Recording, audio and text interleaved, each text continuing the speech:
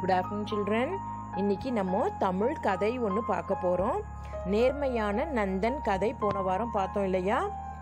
அதோட தொடர்ச்சியை தான் இன்னைக்கு நம்ம பார்க்க போகிறோம்.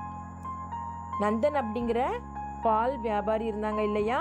அப்போ கோபன் அவங்களோட ஃப்ரெண்டு என்ன கேட்டாங்க? போன வாரம் பார்த்தோம், பாலில் தண்ணீர் கலந்து விற்பாயா அப்படின்னு கேட்டாங்க இல்லையா? அதுக்கு கோபன் என்ன சொன்னாங்க? நந்தன் என்ன சொன்னாங்க?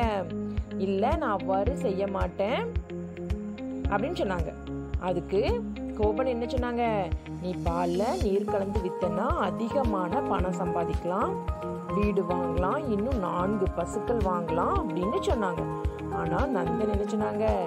இல்லை, நான் ரொம்ப நேர்மையாக வாழ விரும்புகிறேன், அதுவே எனக்கு நல்ல மகிழ்ச்சியை தருது, நான் சந்தோஷமாக இருக்கேன் அப்படின்னு சொல்லி சொன்னாங்க. சரியா?